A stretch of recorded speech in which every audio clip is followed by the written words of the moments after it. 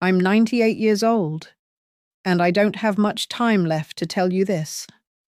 So before you click away, before you scroll to the next video, I need you to hear something that might make you uncomfortable, something your history books got wrong. I spent 2 years on the front lines of World War II, not as a soldier, as a medic. I held dying boys in my arms. I made choices no 22-year-old should ever have to make. I saw things that still wake me up at night, 80 years later. And I'm not telling you this for sympathy. I'm telling you this as a warning. I was 20 years old when I enlisted as an army nurse. My mother cried for 3 days. My father just looked at me and said, "You come home, Margaret. You hear me? You come home." I arrived in Normandy 6 weeks after D-Day. The beach was cleared by then, but the hospitals weren't. My first night in the field tent, a supply sergeant warned me, "Don't learn their names." I didn't understand what he meant. By the end of that first week, I did. Here's what they don't show you in the movies. In the movies, a soldier gets shot. He falls gracefully, someone holds his hand, and he dies with dignity. That's not how it happens. Men scream, they beg, they call out for their mothers. Grown men, 19, 20 years old, crying for their mothers in languages I didn't even understand. And sometimes you have to walk past one boy to save another. That's the choice no one tells you about. I remember a night in September. We had a tent full of wounded, maybe 40 men, and 3 nurses. 3. The smell was something you never forget. Blood has a smell, you know, like copper and salt and something else underneath. Something animal. A young corporal came in with his abdomen torn open. He was awake, looking at me, and he said, "Mom, am I going to make it?" I lied to him. I told him he'd be fine, that we'd patch him up and he'd be dancing with his sweetheart by Christmas. He smiled. He believed me. He died 2 hours later, still believing that lie, and I have told myself for 80 years that it was a kindness, but some nights I wonder if he deserved the truth instead. I wonder if I took something from him, his chance to say goodbye in his own heart, to make peace with God, to think his final thoughts as a man who knew his time had come. I'll never know if I did the right thing. That's what war does. It makes you into someone who has to guess at mercy. Here's the lie I need you to understand. You think war is about heroes. It's not. War is about choices that haunt you for the rest of your life. I remember one night in the Ardennes, December 1944, freezing cold. The kind of cold that gets into your bones and stays there. We had 37 wounded men and morphine for maybe 12. A young lieutenant, couldn't have been more than 23, had shrapnel in his stomach. He was conscious. He knew what was happening.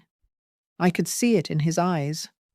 That terrible clarity that comes when a man understands he's dying, and 2 beds down was a private, 18 years old, both legs gone below the knee, screaming so loud the other men couldn't sleep. So loud I could hear him in my dreams for years afterward. I had 1 dose of morphine in my hand. 1. The lieutenant looked at me. He knew. He could see me hesitating. And you know what he said? He said, "Give it to the kid, Mom. He's got more years to forget this than I do." That lieutenant died 4 hours later, wide awake, in agony. I held his hand and watched the light leave his eyes. And the last thing he said was, "Tell my mother I wasn't scared." Another lie I had to carry, because he was scared. They were all scared, and so was I. Don't you dare tell me war is glorious. The history books will tell you we won. They won't tell you about Private First Class Jimmy DeLuca from Brooklyn, 19 years old, showed me a photograph of his girl back home every single day for 2 weeks. Her name was Rose. He was going to marry her when he got back. He'd already picked out the church, St. Anthony's, where his parents got married. He told me about the dress Rose was going to wear. He'd seen it in a shop window before he shipped out. He stepped on a mine 3 feet from the mess tent. 3 feet. I was the one who had to bag what was left of him. I was the one who found that photograph of Rose in his pocket, soaked through with blood. I kept it. I still have it. I wrote to her after the war, told her Jimmy talked about her every day, that she was his last thought. I don't know if that was true. I don't know what his last thought was, but I needed it to be true. I think she did too. They won't tell you about the German boy. Yes, German. Who we found in a ditch outside of Bastogne. He couldn't have been more than 16, shaking, crying, begging us not to kill him. Some of the men wanted to leave him there. "He's the enemy," they said. "Let him rot." But I looked at that boy, and I didn't see the enemy. I saw a child. Somebody's son who never asked to be there, who was just as scared and just as cold and just as far from home as any of our boys. We patched him up. We gave him water, and I sat with him while he died anyway, because the wound was too deep, and we didn't have the supplies to save him. His last word was Mutti, mother. Same word, same cry, different uniform. That's when I understood something that has never left me. There are no enemies in a field hospital.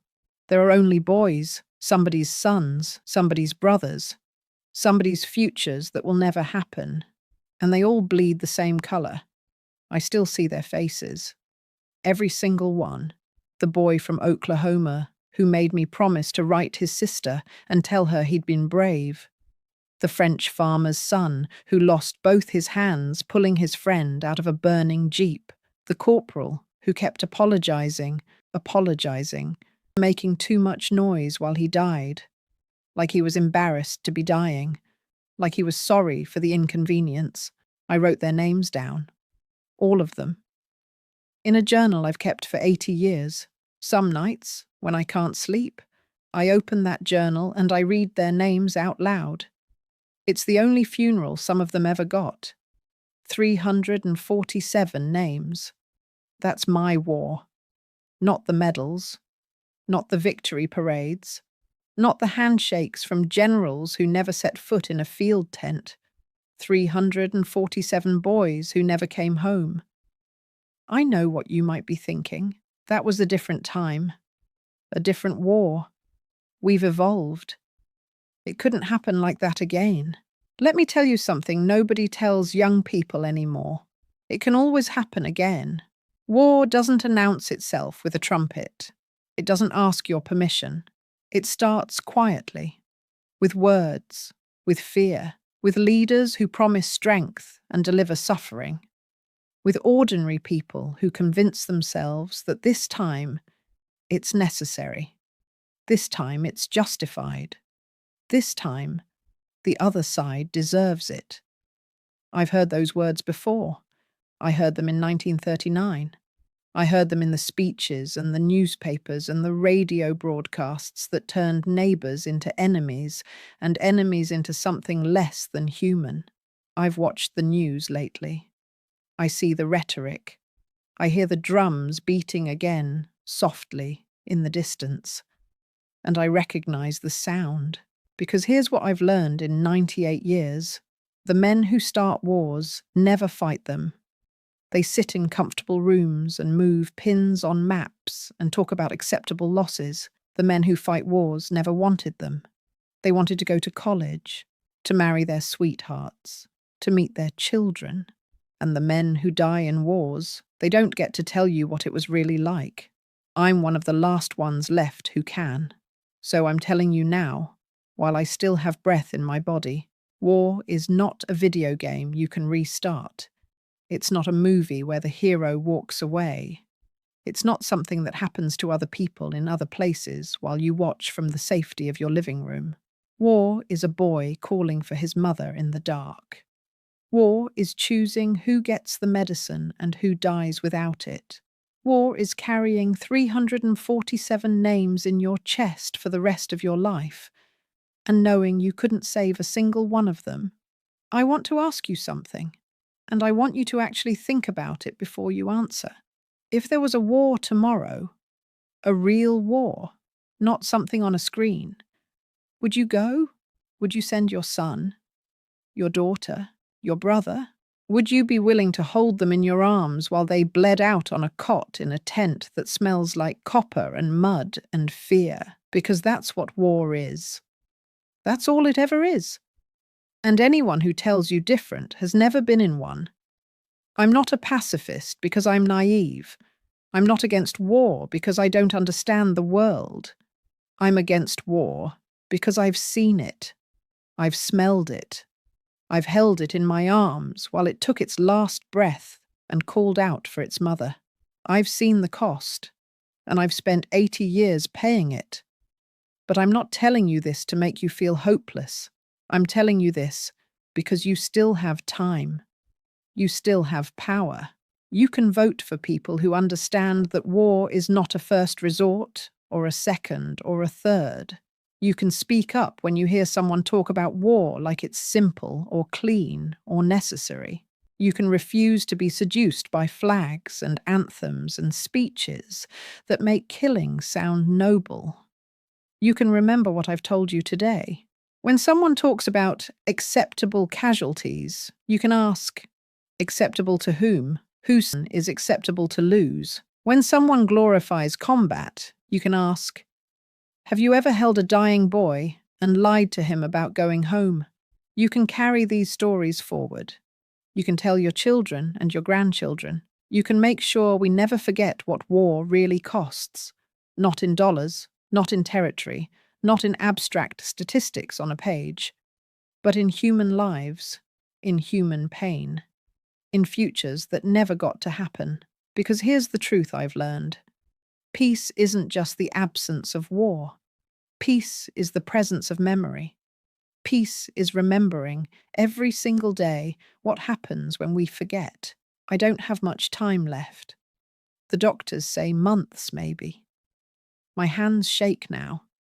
My eyes aren't what they were. Most of the people I served with are gone. I've outlived them all. And I don't know if that's a blessing or a curse. But you're here. You're listening. And you have decades ahead of you. So this is my request, my only request. Remember this. Remember Jimmy DeLuca and his photograph of Rose. Remember the German boy who died saying Mutti. Remember the lieutenant who gave up his morphine so an 18-year-old could die without screaming. Remember that every war is fought by somebody's children. And then do everything in your power to make sure we never need another generation of 20-year-old girls to hold dying boys in their arms and lie to them about going home. My name is Margaret. I was a frontline medic in the Second World War. I'm 98 years old, and this is my testimony. Thank you for listening. While you still can, M, 98 years old. And I don't have much time left to tell you this. So before you click away, before you scroll to the next video, I need you to hear something that make you uncomfortable, something your history books got wrong. I spent 2 years on the front lines of World War II, not as a soldier, as a medic.